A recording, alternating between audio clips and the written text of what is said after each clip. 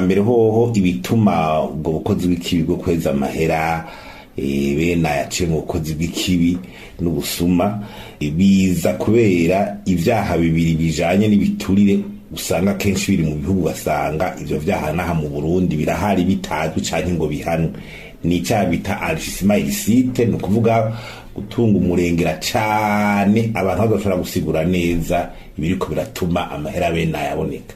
Namwe ratasanga avuye mu kunyuza amatungo y'igihugu canke ugasanga abantu bako bakora ibyo kugutaraza urumogi n'ibindi ibikorwa usanga bibujijwe n'amategeko ugasanga nibyo biriko biratanga amahera menshi cane. Hanyuma n'ikindi ni ukuguca bayeza ugasanga bariko bayashira mu bikorwa vy'iterambere ngo nabagwiza atunga bakomeye mu kubaka amazu meza amahoteli ibiki ugasanga bariko berekana ko arabagira neza mu gufasha abantu ugasanga ya mahera rero ariko abonekera mu bikorwa cubengo abantu baribagiye neza ayo mahera iyo yavuye.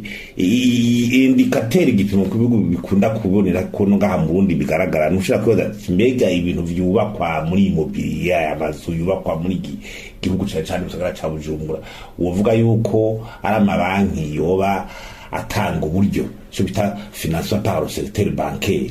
Biragaragara neza yuko amabanki mu Burundi ari hanini agizwe n'amabanki y'ubudandaji atarangwa atanga ingurane yo kubaka amazu kabenaye. Bishobora bigaragara yuko iyo immobilier mu Burundi ishobora kuva iva ahandi muri ibyo bikorwa nyene byo kunyuza amatungo canke ibikorwa bindi bitemewe n'amategeko.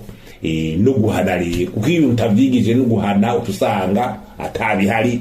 Ubwa mbere nka mu Burundi ni uko ahanini hari ekonomi informelle 70% y'ubutunzi bw'igihugu n'abantu bakora ibintu bitabgaragara bitari muri cyo bita ekonomi formelle badatangira amakori batagira iki uko bene ubwo butunzi kenshi usanga n'amakori bwigaragaza mugasanga n'amakori ntari kandi bariko barabwira ku makori.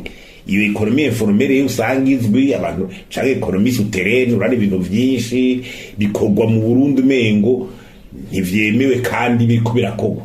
Iyo byose amafaranga y'agaciro bidandazwa ku ruhande byose usanga biriko birakogwa mu dandaza butandukanye usanga umengo abantu bamenye ibintu biriko barakora biriko birababesha. Ikigira kabiri ni ivyuko amabanki atarakwira cane faible taux d'inclusion financière byo bituma abantu badashira ibikorwa vyabo mu mabanki ugasanga bamenye ko ari n'amabanki mu biriko barakora byose agacaza vya bindi rero vyuko usanga abantu babika amahera mu mazu tesorisation coffre fort tesorisation canke amahera akaja kunyegezwa mu mabanki y'ibindi bihugu hanze bakayatwara ayanyegezwe hanze ntupe waramenye. Kandi usanga naha mu Burundi ibijanye n'ukoresha za informatique numérisation y'ibikorwa vy'amabanki ikomeye cyane.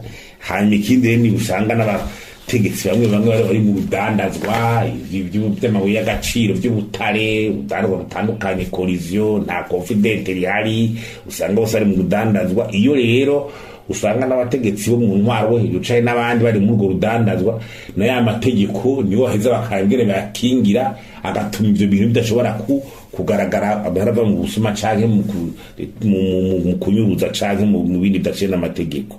Hanyuma usanga n'amategeko mu gihugu c'Uburundi ntazwi ariko arigishwa ntameze neza nkabijya byo kwerekana amatungo by'abategetsi mbere ko bijira mu mabanga bakayerekana kandi bayavuyemo ari kugira n'undi bakinge ko atabutunzi budasiguritse ushira kuba buvuye mu bindi bintu bitameze neza ubukozi bw'ikibi canke kunyuruza amatungo y'igihugu bose muzo kikibi yabonetse ku bantu bashinzwe amabanga.